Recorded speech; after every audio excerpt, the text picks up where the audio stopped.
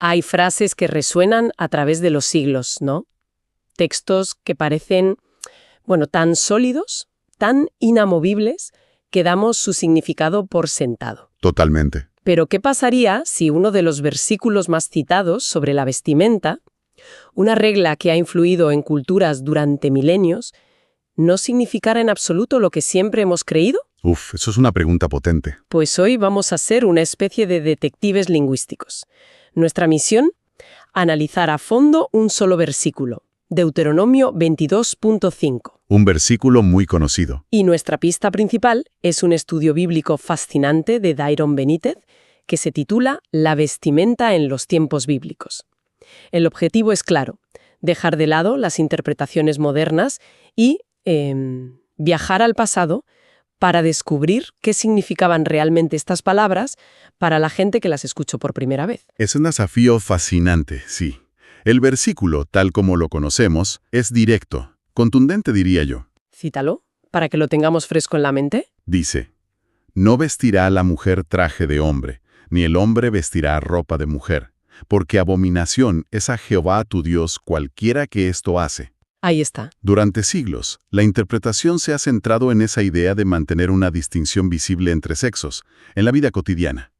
Pero el estudio de Benítez propone algo, algo radicalmente distinto. ¿El qué exactamente? Que esto no es un código de vestimenta, es una barrera contra la asimilación de rituales paganos. Vaya. Y la clave para descifrar este misterio, según su análisis, se encuentra oculta a simple vista en el idioma original, en 3 palabras hebreas cruciales. Traje, ropa y abominación. Exacto, esas 3. De acuerdo, pues vamos a por la primera pista. Empecemos por el principio. No vestirá la mujer traje de hombre. A primera vista, la palabra traje parece bastante general, ¿no? Como si fuera cualquier tipo de ropa masculina. Eso parece, ¿sí? Pero si vamos al texto original, ¿es realmente tan genérica? Pues aquí es donde la investigación se pone de verdad interesante, porque no es genérica en absoluto. A ver. La palabra hebrea original es kelí, y lo que el análisis lingüístico de este término revela es que su campo semántico es muy específico. ¿Específico cómo? Aunque puede tener un rango de significados, su uso predominante, sobre todo en contextos como el de Deuteronomio, no es ropa, es más bien utensilio, herramienta o equipamiento. Un momento. Equipamiento. Eso ya es un matiz importantísimo. Pero, ¿equipamiento para qué?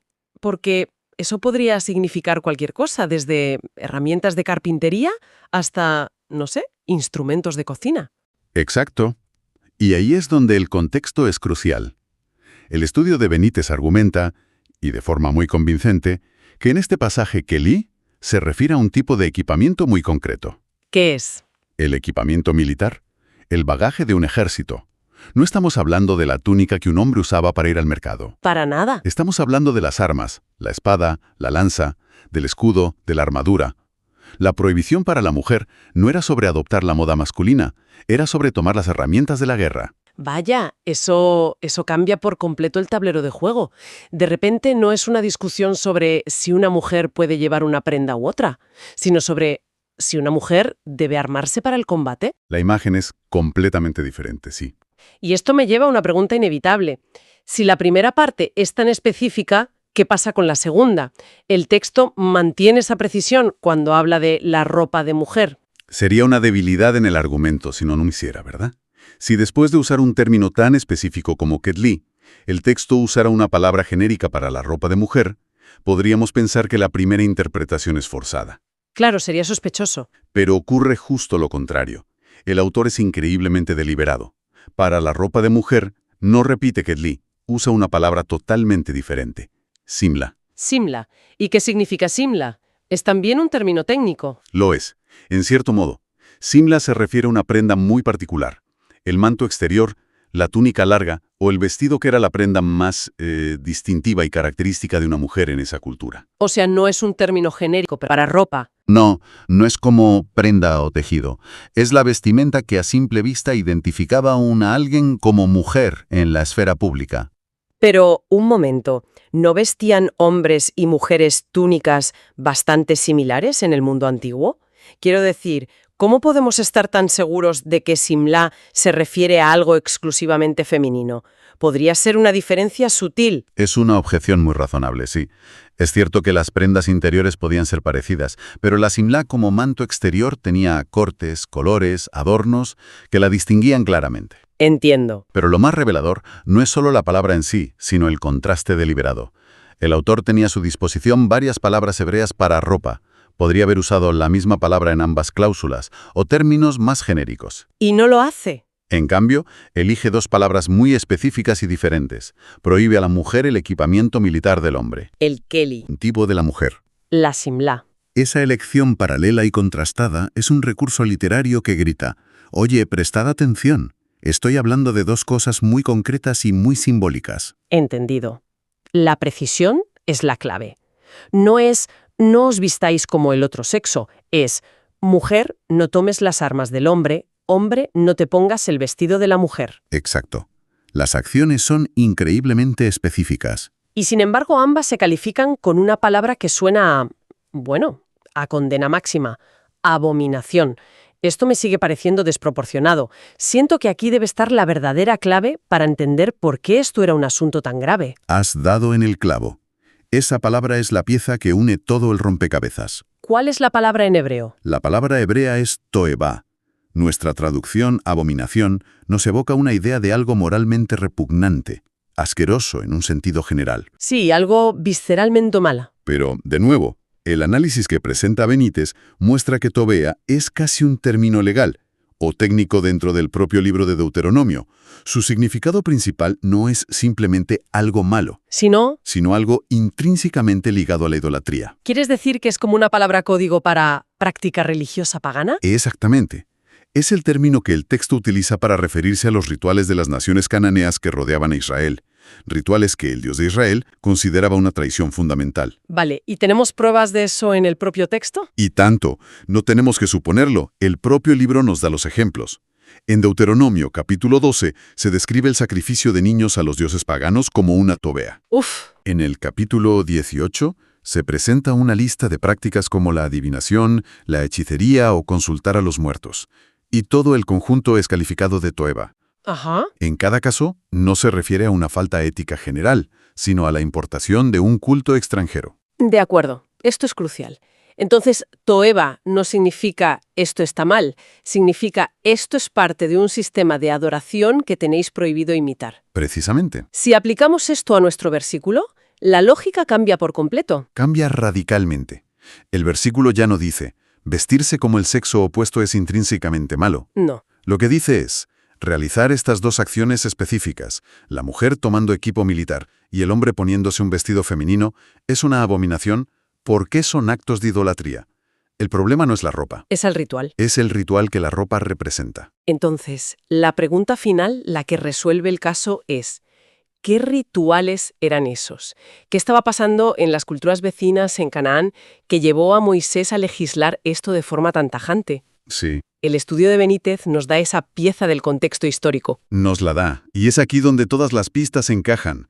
El estudio recopila evidencias históricas y textuales que apuntan a prácticas de travestismo ritual muy extendidas en los cultos a la fertilidad y a la guerra de la región. A ver, cuéntame. Para las mujeres, la prohibición de usar el kelí, el equipo militar, parece ser una respuesta directa al culto de diosas guerreras como Astarte o Astarot. Ajá. En sus rituales, las sacerdotisas o las devotas se vestían con armaduras y portaban armas, no para luchar en una guerra real, sino como un acto simbólico de adoración a la deidad de la guerra. O sea que una mujer israelita que se pusiera una armadura no estaría simplemente rompiendo una norma social. No.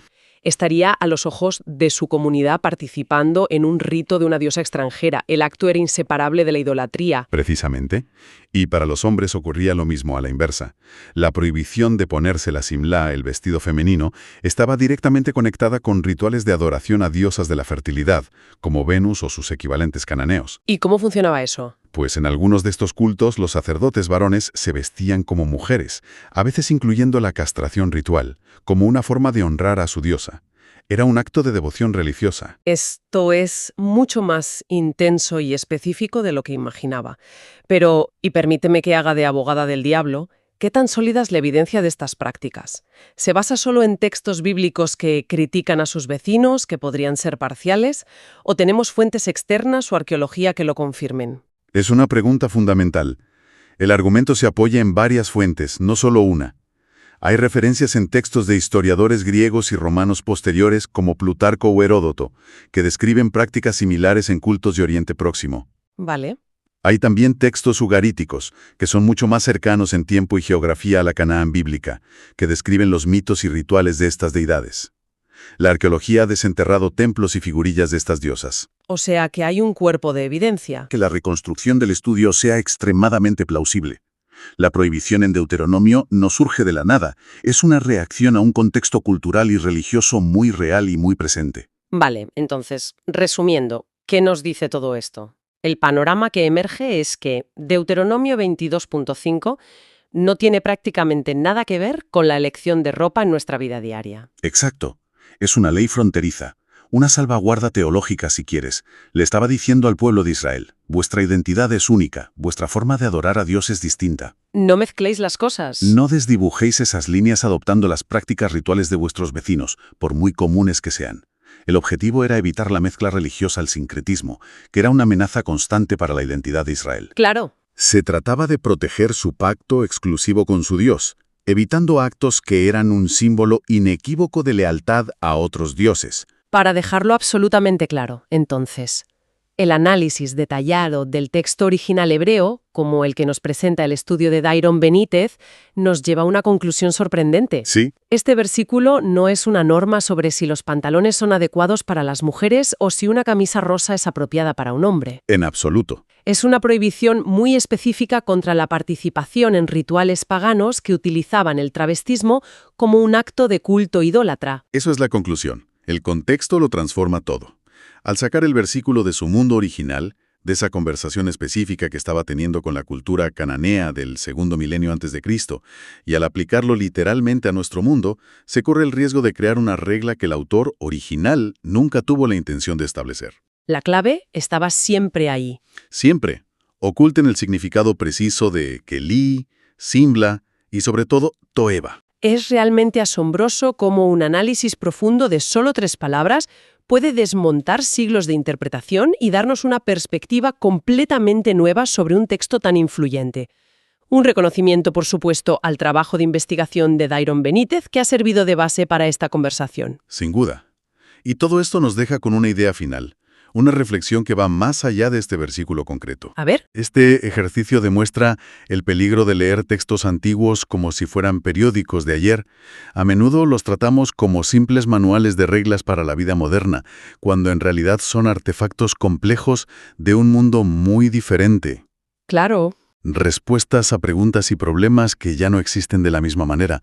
Nos obliga a pensar que quizás el verdadero significado no siempre está en la traducción literal, sino en la capacidad de reconstruir la conversación que ese texto estaba teniendo con su propio tiempo y lugar. ¿Y eso nos lleva a preguntarnos? Nos lleva a preguntarnos, ¿cuántas otras certezas que damos por sentadas podrían desmoronarse si aplicáramos este mismo método de investigación histórica y lingüística?